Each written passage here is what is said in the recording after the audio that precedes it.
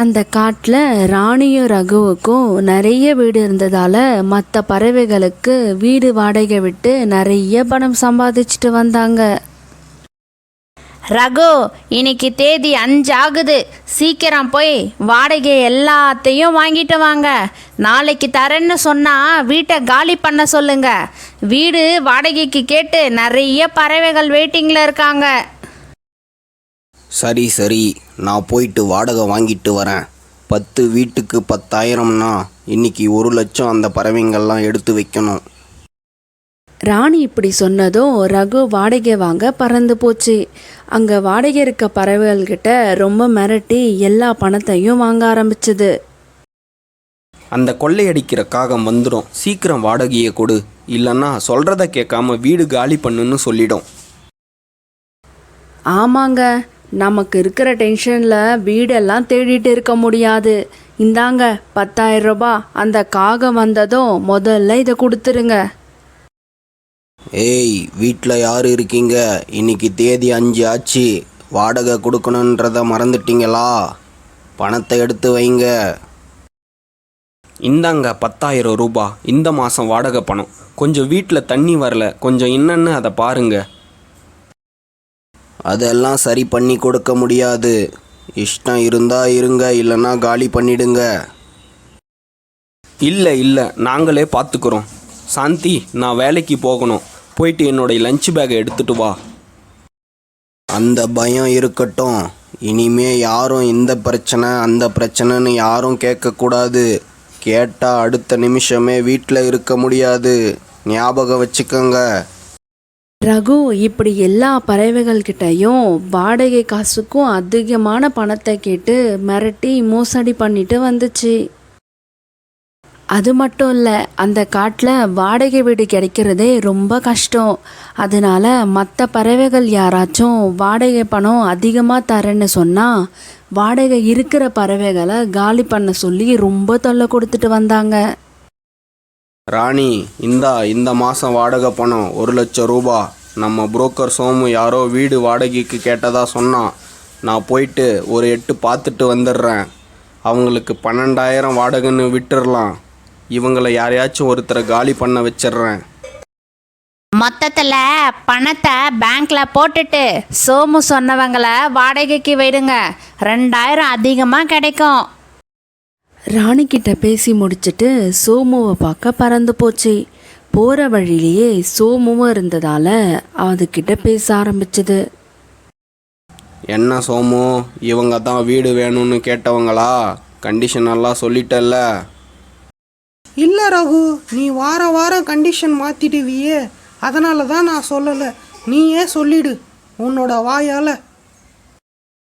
இங்கே பாருங்க, வாடகை 12,000 ரூபாய், அட்வான்ஸ் 1,00,000 ரூபாய், கரண்ட்டு பில்லு நீங்களே கட்டிக்கணும், வாட்டர் பில்லு 2,000 ரூபாய். இதுக்கெல்லாம் சரினா வீடு பார்க்கலாம். என்னங்க அநியாயமாக இருக்குது. வாட்டர் ஃப்ரீ தானே? அது மட்டும் இல்லை, இந்த காட்டில் 10,000 தானே சொன்னாங்க வாடகை. ரகு இப்படி சொன்னதால் ராமு சீதாவுக்கு கால் பண்ணுச்சு. ராமு, கை குழந்தைய வச்சுக்கிட்டு நான் எங்கே போவேன்? பரவாயில்ல விடுங்க, காசு தானே போனால் போகுது. மொத்தத்தில் நமக்கு இப்போ வீடு வேணும். என்ன சோமு, இவங்க சரிப்பட்டு வரமாட்டாங்க போலையே. இவங்களுக்கு நம்ம காட்டை பற்றி சொல்லலையா? சொல்கிறேன் கேளுங்க பறவைகளே. இந்த காட்டிலேயே எங்களுக்கு தான் வீடு நிறைய இருக்குது. நாங்கள் சொல்கிறது தான் வாடகை, நாங்கள் சொல்கிறது தான் கண்டிஷன். நீங்கள் சார், உங்கள் கண்டிஷனுக்கெல்லாம் ஓகே தான். நாளைக்கு வெள்ளிக்கிழமை, நாளைக்கு நாங்கள் பால் காசுறோம். நீங்கள் இந்த கையில் காசு கொடுத்தீங்கன்னா அடுத்த நிமிஷமே நீங்கள் பால் காசலாம். சரி, நான் போயிட்டு வரேன். ஒருத்தரை வீடு காலி பண்ண வைக்கணும். நீங்கள் நாளைக்கு வந்துடுங்க. ரகு இப்படி அவங்க கிட்ட பேசிட்டு புறா வீட்டை நோக்கி பறந்து போச்சு. பாவம் புறா வேலையில் ரொம்ப கஷ்டமாக இருந்ததால் வீட்டில் ரொம்ப டென்ஷனாக உட்காந்துட்டு இருந்தது. புறா, கொஞ்சம் வெளியே வா, உன்கிட்ட கொஞ்சம் பேசணும். பைப்பில் தண்ணி வரல, நான் சொல்கிறேன், வெளியே வா, உனக்கு இருக்கு கச்சேரி. ரகு அண்ணா, அதான் காலையிலேயே வாடகை பணம் கொடுத்துட்டேன்ல. நீ இன்னைக்கே வீடு காலி பண்ணணும். அதுவும் நைட்டுக்குள்ள. நாளைக்கு இந்த வீட்டுக்கு ஒரு புதுசாக ஒரு ஃபேமிலி குடி வர போகிறாங்க. அன்னைக்கா என்ன சொல்கிறீங்க? வாடகை பணமும் கரெக்டாக கொடுத்துட்டு தானே வரேன். அக்ரிமெண்ட்டில் 3 மாதத்துக்குள்ளே காலி பண்ணணும்னா சொல்லணும்னு இருக்குல்ல. நீங்கள் சொல்லாமே காலி பண்ண சொல்கிறீங்க. எது அநியாயம்? 3 மாதம் உனக்கு டைம் வேணும்னா நீ கொடுத்த அட்வான்ஸ் 1 லட்சத்தில் உனக்கு 1 ரூபா கூட கிடைக்காது. பரவாயில்லையா? ரகு வீட்டை காலி பண்ணுற விஷயத்த அவங்க மனைவி கிட்ட பேச ஆரம்பிச்சது புறா. ஏங்க, அந்த காகம் நம்மளை காலி பண்ணணும்னு முடிவு பண்ணிடுச்சு. பேசாமல் நம்ம காலி பண்ணிடுவோம். இல்லைன்னா கொடுத்த பணம் கூட நமக்கு கைக்கு வராது. சரி ரகு அண்ணா, நீங்கள் சொன்ன மாதிரியே நாங்கள் வீடை காலி பண்ணிடுறோம். எங்கள் அட்வான்ஸ் பணத்தை கொடுங்க. அட்வான்ஸ் தானே கொடுக்குறேன், சொல்கிறேன் கேளு. பெயிண்ட்டு காசு 20,000 ரூபா. அப்புறம் தண்ணி வரலன்னு சொன்ன பாரு, அது நீ தான் ரெடி பண்ணி தரணும். அதுக்கு 10,000 ரூபா. அப்புறம் நீ வீடு காலி பண்ண பிறகு எதுனா உடைச்சிருந்ததுன்னா அதுக்கும் சேர்த்து பிடிச்சிப்பேன். அப்புறம்தான் நான் மீதி பேலன்ஸ் தருவேன். புரிஞ்சுக்கோ. ரகு சொன்னதை கேட்ட புறா ரொம்ப மனவேரத்தில் எதுவுமே பேச முடியாமல் ரொம்பவே கஷ்டப்பட்டுச்சு. ரகு சார், பெயிண்ட்டு வீட்டுக்கு அடிக்காமையே வாடகை விட்டு இருக்கீங்க. கொஞ்சம் அதை என்னன்னு கொஞ்சம் பாருங்கள் ப்ளீஸ். உங்களுக்கு பெயிண்ட் அடித்து கொடுக்க முடியாது. கொஞ்சம் அட்ஜஸ்ட் பண்ணிக்குங்க. ஏன்னா இங்கே வாடகை இருந்தவங்க பெயிண்ட்டு காசு கொடுக்காம ஏமாற்றிட்டாங்க. நீங்கள் தான் கொஞ்சம் அட்ஜஸ்ட் பண்ணணும்.